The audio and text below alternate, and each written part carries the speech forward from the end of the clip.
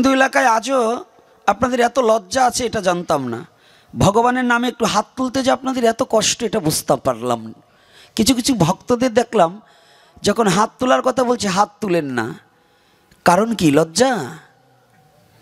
হ্যাঁ, সনাতন ধর্মে সর্বপ্রথম ভগবান হয়ে হাত তুলে দেখিয়েছে, আর আমাদের লজ্জায় একটু হাত তুলতে পারি না।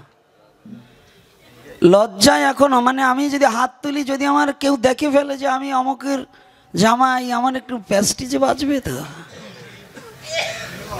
না। বাবা, হাত তোলা শিখতে হবে। কলির যুগে শ্রীকৃষ্ণ চৈতন্য মহাপ্রভুর যুগে যারা জন্মগ্রহণ করেছেন, আমার মহাপ্রভু নিজেই সনাতন ধর্মের অন্য ভগবান তিন যুগে কি করেছে ওটা পরে, কিন্তু এই কলির যুগের ভগবান আপনি নিজেই দুটি হাত উত্তোলন করে দাঁড়িয়ে আছে, দুটি হাত উত্তোলন করে দাঁড়িয়ে আছে। আপনি না করলে ধর্ম শিখানো না যায়, এই তো সিদ্ধান্ত গীতা ভাগবতে গায়। কলির যুগের ভগবান যে করে হাত তুলে দাঁড়িয়েছে কাদের জন্য? এই কাদের জন্য?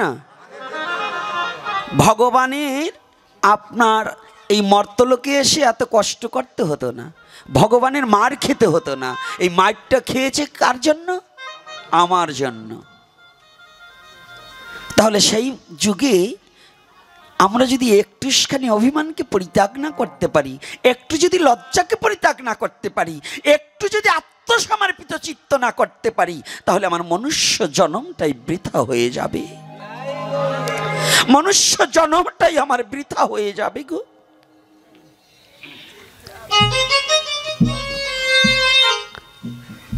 যখনই বলছেন আসন্ন মৃত্যু ব্যক্তির কিম কর্তব্য, শ্রীল সুখদেব গোস্বামী প্রভুপাদ অন্যদিকে চিন্তা না করে তিনটা উক্তি করলেন, সাধু সাধু সাধু।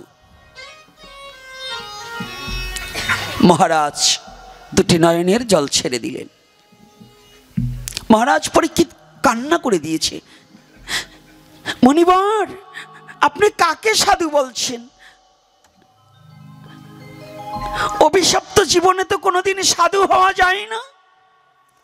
আমার জীবনটা অভিশপ্ত, আমার এই অভিশপ্ত জীবনে আমি তো সাধু হতে পারিনি।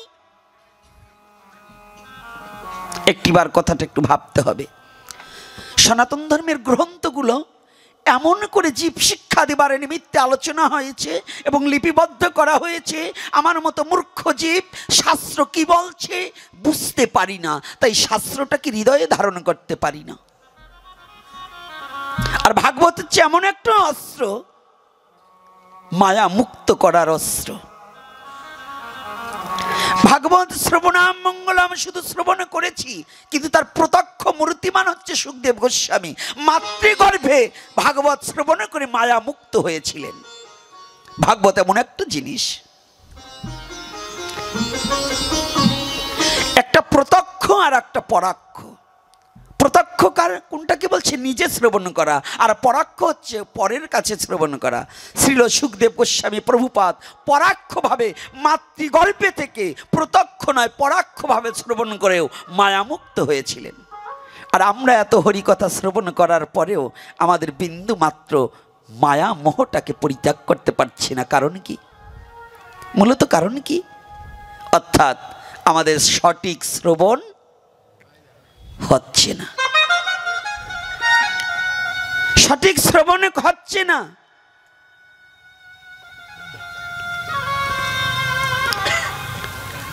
যখনই বলেছি অভিশপ্ত জীবনে তো কখনো সাধু হওয়া যায় না, কথাটা একটু এই যে মায়েরা বাবারা ভালো করে একটু শুনুন। আমরা তো একটু ললাটে তিলক পড়লেই দুটো মালা গলায় দিলে বড় সাধু হয়ে গেছে। আমার চেয়ে সাধু এই দেশে আর আছে নাকি? আর যাকে ভগবান নিজে বক্ষে জড়িয়ে ধরে রক্ষা করেছিলেন সেই ব্যক্তি রাজ চক্রবর্তী, রাজ সম্রাট যাকে বলা হতো, রাজ চক্রবর্তী। চক্রবর্তী মানে কি? ব্রাহ্মণদের পিছনে যে চক্রবর্তী লাগানো হয়, এটা মানে চক্রবর্তী মানে কি জানেন? রাজা। চক্রবর্তী মানে রাজা, রাজ চক্রবর্তী।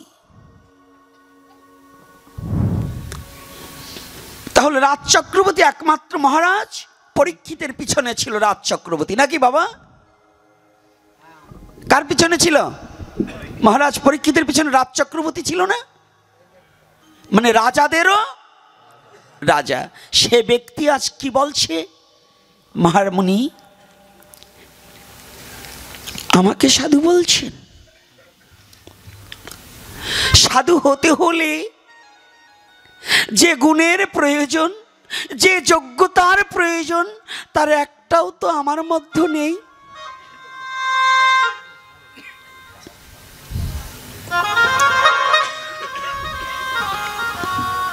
মহারাজ আপনাকেই আমি সাধু বলছি। না না না, অভিশপ্ত জীবনে কোনোদিন সাধু হওয়া যায় না।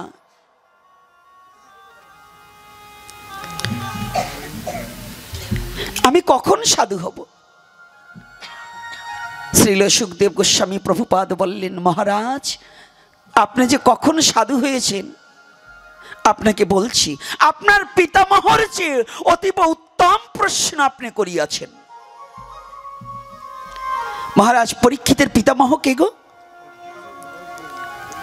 হ্যাঁ, অর্জুন, তাই তো। পিতামহ মানে ঠাকুর দাদা, পিতামহ মানে ঠাকুর দাদা। কি আজকে কান্নাকাটি বন্ধ? কান্নাকাটি আজকে বন্ধ। ওই মরা পুরাইনে কান্নাকাটি বহুত হয়েছে, আজকে কান্নাকাটি বন্ধ। আজকে ভগবানের কথাটাকে একটু উপলব্ধি করার চেষ্টা করতে হবে। রাধে রাধে। এই যে মা, মস্তক ঢাকতে হবে একেবারে প্রত্যেকটা মা। কি গরম কি আমার চেয়ে বেশি পড়ছে নাকি? হ্যাঁ, প্রত্যেকগুলো মস্তক ঢেকে বসতে হবে। কষ্ট পাচ্ছে মা? মস্তকটা না ঢেকে বসলে, এখানে তো অনেক লোক আসছে। আজকে যাবো ওই পাড়ায়, আজকে দেখি কয় ঘন্টা গৌরহরি কি বলায় নাকি। হ্যাঁ, বসে থাকবেন তো? কারা কারা বসে থাকবেন না আবার চলে যাবেন? আবার বেদলে কথা বললে আবার উঠি হাঁটা দিয়েন না, কারণ আমাদের তো দোষ আছে। যত সময় আমার পক্ষে কথা পড়ে কয় হয় এটাই ঠিক, আর যখন একটু বিপক্ষে পড়ে কয় গুসাই যা বললো একটাও ভালো না। ওটা তো মানে নিজের বিপক্ষে পড়ছে, এই জন্য ওটা ভালো না। এটা আমাদের দোষ আছে। তো এইবার শুনুন কত চমৎকার করে সিদ্ধান্ত ভাগবতে দিয়েছে। এইটাকে একটু উপলব্ধি করতে হবে, কত চমৎকার সিদ্ধান্ত। বলছে আপনি যে কখনো সাধু হয়েছেন, আপনার পিতামহর চেয়ে অতি উত্তম কথা বলিয়াছেন। তাহলে উত্তম কথা মানে ভালো কথা। তো এই উত্তম কথা কি বলছে? আপনার পিতামহ অর্জুন, যার রথের সারথি সাক্ষাৎ ব্রজেন্দ্র নন্দন ভগবান কৃষ্ণ, যার রথের সারথি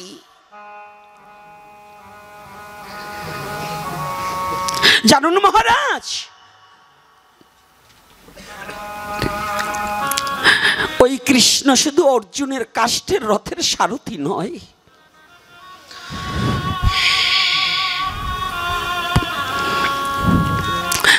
আপনার পিতামহ মনে করেছিল ওই কৃষ্ণ বোধহয় শুধু তার কাষ্ঠের রথের সারথি, তা নয়। যে কৃষ্ণ তার কাষ্ঠের রথের সারথি হিসেবে ওই রথখানা পরিচালনা করেছিল না, ওই কৃষ্ণ প্রতিটা জীবের জীবন রথের সারথি আমার কৃষ্ণ দয়াময়।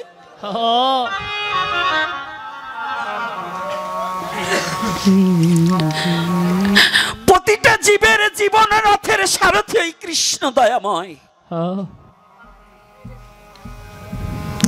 এই দেহরথখানা যতদিন পর্যন্ত প্রাণ কৃষ্ণ না চালায় ততদিন পর্যন্ত চলে না রে।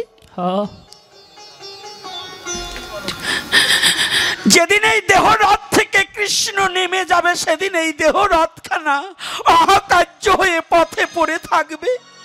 হরিবল হরিবল।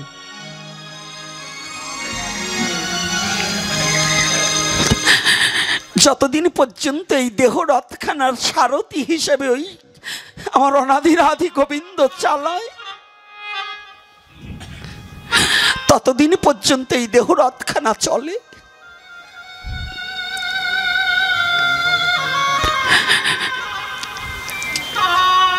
যেদিন তিনি থাকবে না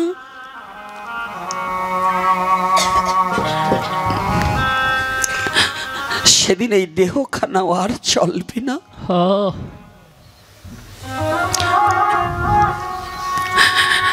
আপনার পিতামহ শুধু ভেবেছিল, আমার গোবিন্দকে চিনতে পারেনি, আমার গোবিন্দকে অর্জুন বুঝতে পারেনি।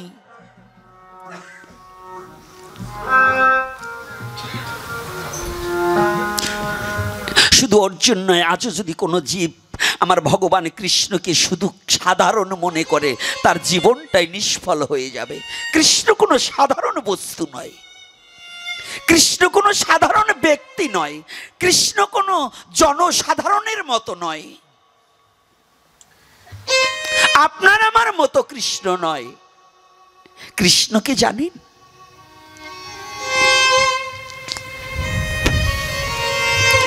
কৃষ্ণ হচ্ছে এমন একটি বস্তু যে বাহিরেও কৃষ্ণ, ভিতরেও কৃষ্ণ।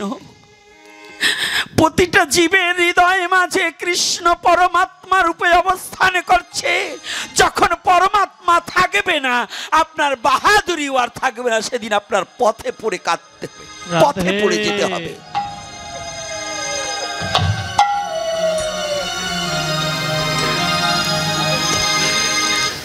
এই জন্য যারা ভাবুক, বিজয়বাবু একটা পদ লিখেছে,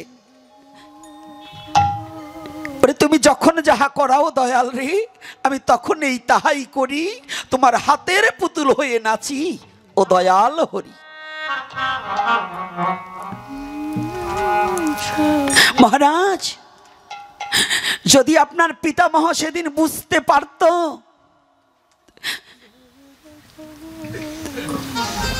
যে প্রতিটা জীবের জীবন রথের সারথি, সেদিন শুধু প্রতিটা জীবন রথের নয়, ওই অর্জুনের এই দেহ রথের সারথিও ছিল আমার কৃষ্ণ দয়াময়। যদি এই কথাটা অর্জুন সেদিন বুঝতে পারত, তাহলে কি করতে জানুন? আমার ভগবানের চরণে প্রান্তে গিয়ে আপনার পিতামহ করজোরে দাঁড়িয়ে আমার ভগবানের চরণে প্রান্তে গিয়ে বলিতে পারিত, কৃষ্ণ হে, বলি তুমি ছাড়াই আমার আর কেহ নাই রে, বলি তুমি ডাবল গায়ো।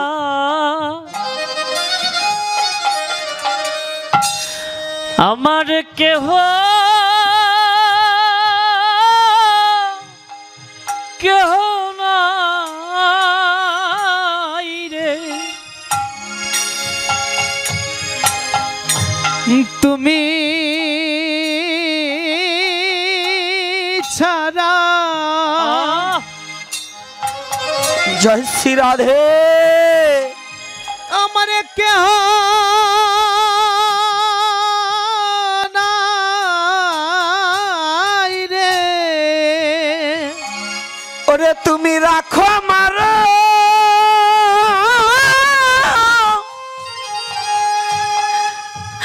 প্রভু সকল পার, বলি তুমি ছাড়া আমার আর কেহ নাই রে, ওরে তুমি রাখো মারো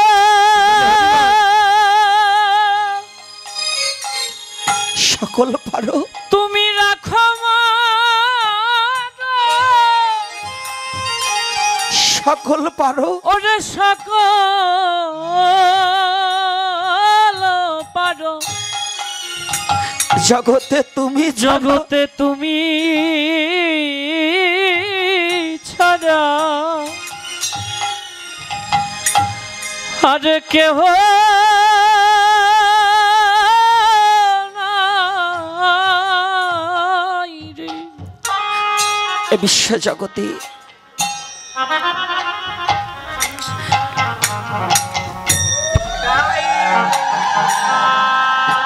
প্রাণ কৃষ্ণ বিনে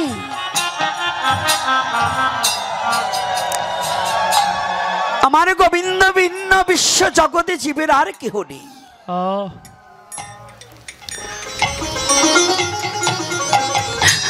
আপনার পিতামহ এই কথাটা তখন বুঝতে পারেনি, আমার কৃষ্ণকে সহসা বুঝতে পারেনি। অর্জুন জিজ্ঞাসা করলেন, আমার পক্ষে কোনটা মঙ্গল হইবে হে কৃষ্ণ তুমি বলো। কি বলেছে বাবা? গীতার মধ্যে কি বলেছে? অর্জুন বলেনি আমার পক্ষে কোনটা মঙ্গল হবে সেটা বলো। অর্থাৎ কৃষ্ণকে বুঝতে পারেনি। যার রথের সারথি মঙ্গলময় কৃষ্ণ, মঙ্গলময় হরি, তাকে জিজ্ঞাসা করছে আমার পক্ষে কোনটা মঙ্গল হবে। তার তো কোনো কিছু জিজ্ঞাসার প্রয়োজন ছিল না।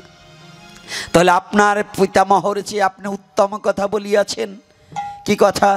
যার রথের সারথি আমার মঙ্গলময় হরি, সে জিজ্ঞাসা করছে আমারে কোনটা মঙ্গল হবে। আর আপনি জিজ্ঞাসা করেছেন আপনার কর্তব্য কর্মটা কি, কোনটা শ্রেষ্ঠ? কোনটা শ্রেষ্ঠ? কর্তব্য কর্ম? কোনটা শ্রেষ্ঠ? কর্তব্য কর্ম নয়? কথাটা এখানেও একটা তত্ত্ব লুকিয়ে আছে। যদি এখানে কর্তব্য কর্মের কথা জিজ্ঞাসা করে, আপনারা তো সবাই মানুষ, মানুষের কর্তব্য কর্ম কি বলুন?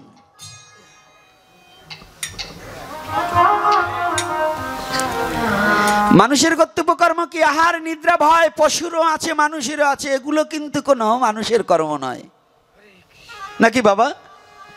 পশুর আছে না? যৌন ক্ষুধা পশুর আছে না? আহার ক্ষুধা পশুর আছে না? মানুষের আছে যৌন, মানুষের আছে যৌবন আছে, পশুরও যৌবন আছে, নিদ্রা পশুরও আছে, মানুষের আছে। এগুলো কিন্তু মানুষের কর্তব্য কর্ম নয়। মানুষের কর্তব্য কর্ম কি? মনুষ্যকুলে জন্মগ্রহণ করে মনুষ্য দেহটাকে গুরু গোবিন্দের চরণে সুপে দেওয়া, তার চরণে দেহ মানিকে জৈবনকে অর্পণ করে দিয়ে গোবিন্দ ভজন করা, এটাই হচ্ছে একমাত্র মানুষের কর্তব্য।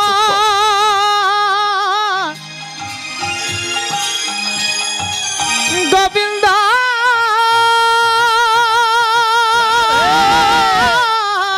জয় নিতাই গৌর হরিবল হরিবল। গোবিন্দ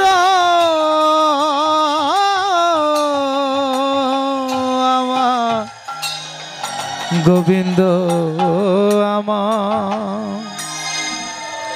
আপনার পিতামহর চেয়ে আপনি অতি উত্তম কথা বলিয়াছেন।